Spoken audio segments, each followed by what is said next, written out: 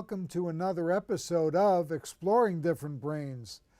In this one, we're continuing our great conversation with Tania Marshall, the author of Aspien Girl and the whole Aspien series, one of the world's authorities on so many different things, including and especially females with Asperger's. Welcome, Tania Marshall. Hi, thank you, Haki, for having me here.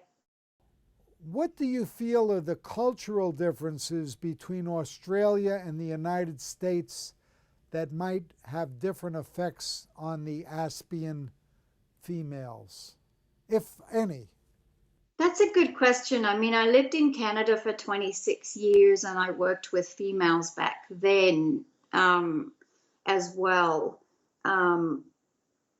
who presented very much like Asperger's. That was before Asperger's went into the DSM, before it was translated. So I'm not sure if there are any differences, because I think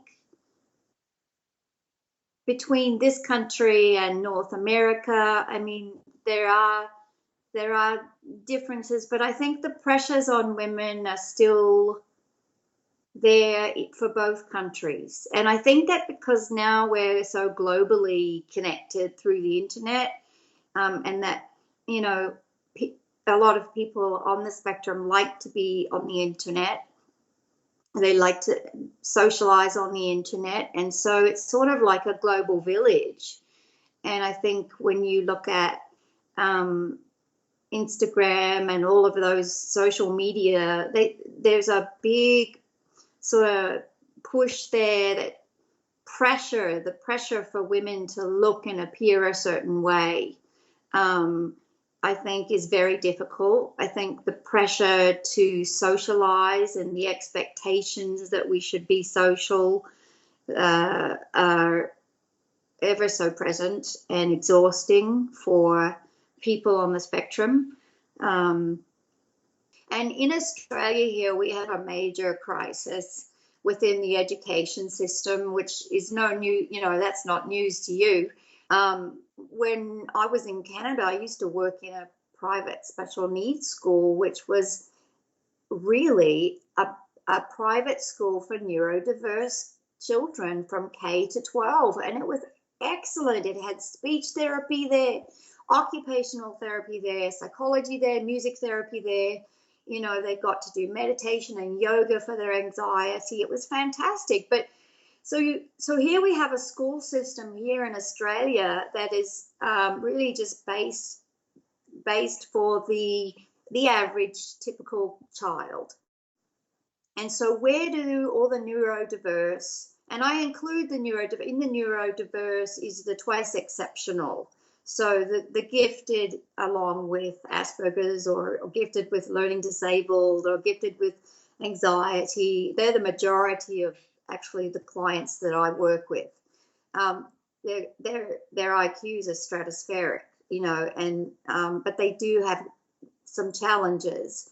And the challenge we have here is how to educate them, because there aren't any educational institutions here for them.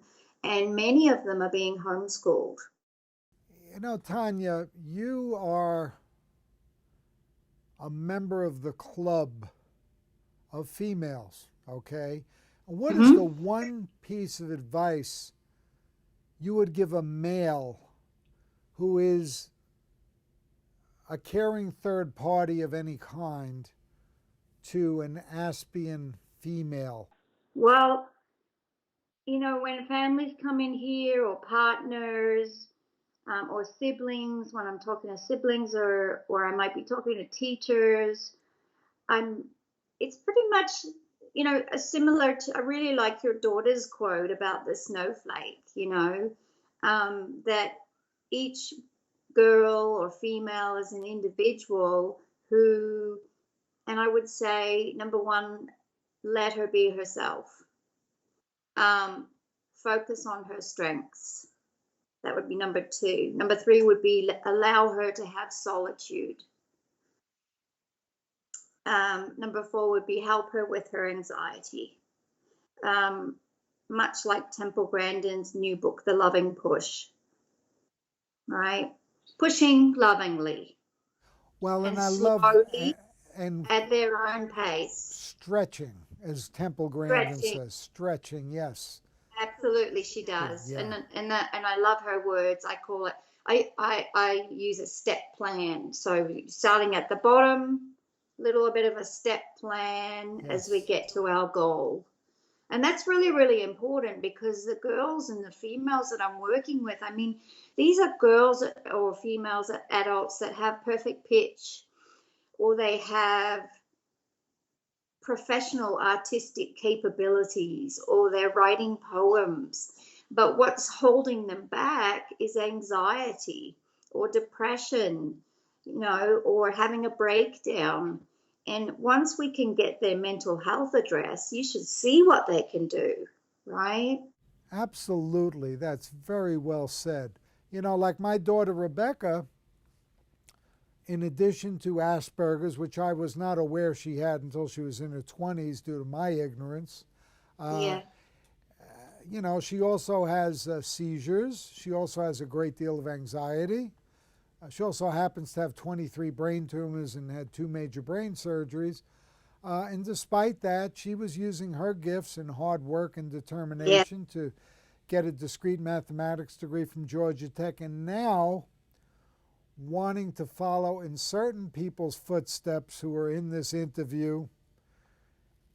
She's 1/3 of the way through her master's in applied psychology. She sounds like an amazing, amazing woman. Well, thank you very much. She is, and so are you. And so are so many other women who don't get the opportunity to harvest their unique gifts and abilities. That's actually what my 3rd book is about, that I'm writing right now. Is I'm talking in my book about all the females that I've met and their gifts and their abilities and their strengths and their talents.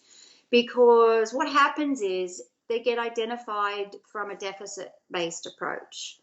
And lots of professionals focus on, and we can understand why, because they need some support in some areas, but there isn't a focus or even a sort of look at, well, what are these girls able to do? And it's incredible, some of the clients that I've met over the years, from professional singers to professional artists. These are people that are paid. And and to make matters worse, to amplify that point, is I'm always amazed at we parents, because I'm a parent, how woefully ignorant we are of what our child is interested in. What is their possible passion?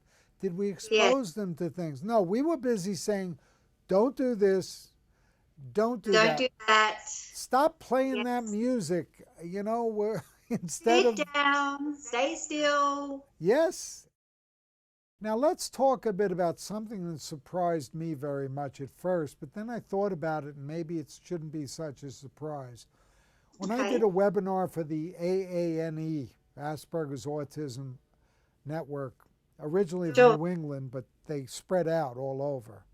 And they, it went to, I think it was like 36 states and 8 countries. What I was surprised at in the interactivity, that there were a lot of transgenders, and there's a lot of gender and sexual preference confusion.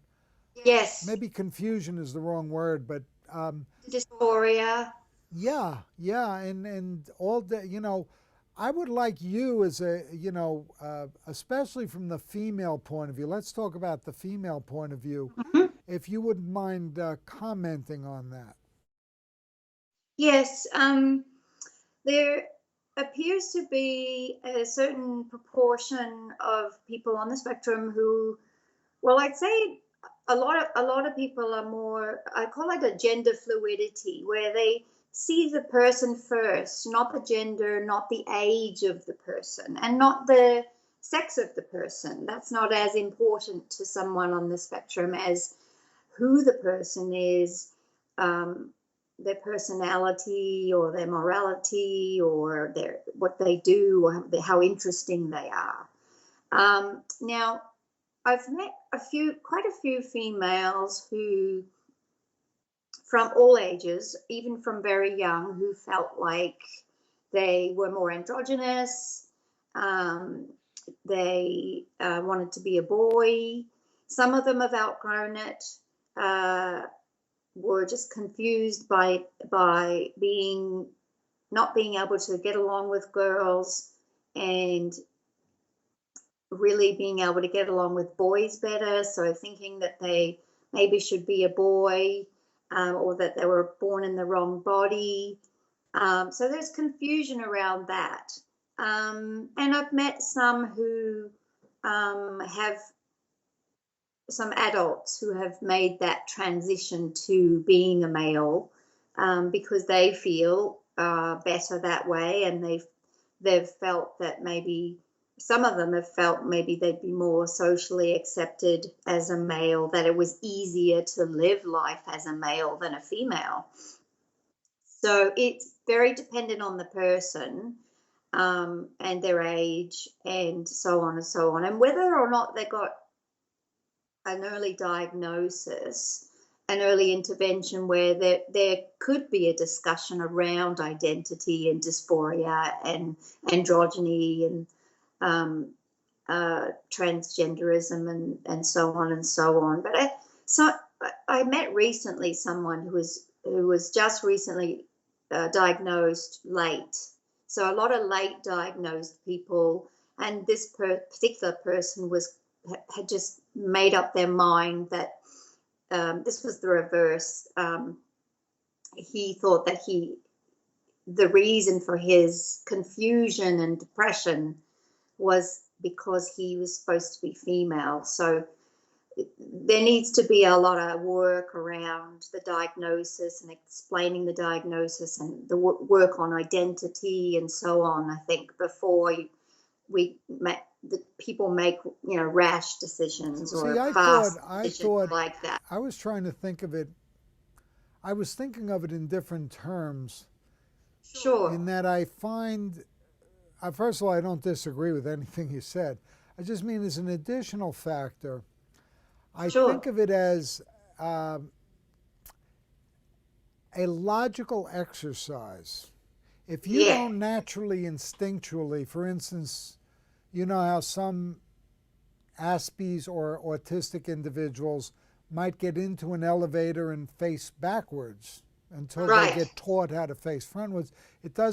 Certain things don't occur instinctually. So if you don't have an instinctual sex drive to the opposite sex, you might think of it as a logical thing. Now, so like I'm a guy, I am attracted to females, but let's say I didn't have that drive and I was going to figure it out who I wanted to be with intimately, as an example. I would say, well, look, these females smell better, they're nicer, they're, guys are like rude and they burp a lot and do other things and everything. I think I'd rather be with those, the softer ones, kind of thing. That might be a logical approach. What are your thoughts about where logic plays in figuring this out for an Aspie? Well, I think that particular example of that gentleman that I was referring to he was very logical. He had black and white thinking, and he was very logical, and he felt that the reason for his depression and the reason for his confusion over the years, and he was very bright. He just logically felt that no, and he had been talking to some peers on social media and been on some forums and just came to this conclusion that logically, I think I was born in the wrong body, and so that's his decision at this point. What has been your experience with the frequency of males versus females with Asperger's? We're sort of looking at a ratio of 4 to 2, but I think that the more that we learn about females and as more It's going to research be comes even. It's out, going to be even. assessment tools, I think it's going to be one-to-one. Yep. I mean, I'm really actually pleased about the kind of research and I mean, the research in general, just in the area of autism or neurodiversity, has, it's virtually impossible to keep up with it. But the amount of research that's now coming out on females is just fantastic, and gender differences. Just last year and this year alone, it's probably been about 15 to 20 studies or more. And I know the Yale project is a huge project on females. So I hope it would take half the time that it's taken to sort of from identifying autism in males, that it would take much less time for us to catch up and start helping and supporting and identifying females and addressing their challenges so that we can see their gifts. I'd like you to share with our audience how they might get in touch with you. Sure. I have my own website, which is at TaniaMarshall.com, and that's Tanya with an I, which is devoted to Asperger's. There's a lot of female research on there, a lot of different kinds of research. So when people want to find out about the research or about the characteristics, they can go there. There's also the book's website, which is at aspiengirl.com. And there's also a blog that I have at tanyamarshall.wordpress.com. I also have an Amazon author website where you can find out more information about my books. And in the future, we're going to be doing a webinar series and another book series, which is a different kind of book series for young girls. Tanya, a lot of our viewers out there and listeners who, after experiencing you, and I have to say you are wonderful, maybe you're going to want to go into your field. Tell us about your educational background, and very importantly, how did you get into all of this? Well, it was a long time ago. When I first started, I was actually volunteering because I wanted to I wasn't sure about what I wanted to do, and I was really interested in psychology. And so I went and I volunteered at a day center. And at that time, what a day center was many homeless people or many people who weren't able to work for a variety of reasons and had a variety of different labels. And in this day center, there were quite a few people, male and female, who were really, really smart. And we would sit and play chess, and we would sit and talk about quantum physics or physics or space or all kinds of things. And it was obvious to me that they were really bright. But I always thought, how are they so bright that they're here? How is it that they're here? They struggle with life skills, and now if you fast forward fast forward so many years, some of them had the character, the typical profile traits of either autism or Asperger's, along with some comorbid conditions because they had been unidentified and didn't have or hadn't received the intervention. And so I thought, well, I want to go into this area because they were really interesting people. They were actually what we term now as twice exceptional. So they were gifted plus additional things. Neurodiverse is what they were. They just hadn't received the right intervention to be able to share their gifts with the world. And so then I went to university and got my undergrad, and I did my internship at the Children's Hospital in the ADHD and the Autism Clinic. And then I did my master's, and I did my externship, an 18-month full-time externship at a private special needs school for neurodiverse children. They didn't call them that, but they are neurodiverse from K to 12. And that was probably one of the best practical experiences, along with the Children's Hospital internship that I had, because I got to meet every little snowflake, all of those little snowflakes, and they were all different. And that was the best learning, far better than any textbook. So that's how I got into it, and I've been doing this ever since. Well, we're so glad that you did, because Tania Marshall, you're helping so many people, not only with your writing and your books and with your actual practice and your hands-on approach and your telemedicine and your everything you're doing, but you're an inspiration also. So thank you. Well, right back at you. Neurodiversity is where it's at. Thank you so much for being with us. We've had the pleasure of speaking today with Tania Marshall, the author, as you just heard, of so many great works.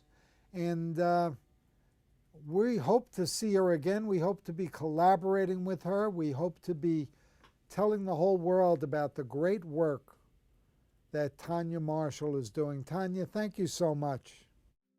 Thank you, Hacky. Absolute pleasure. I hope to work with you again in the future.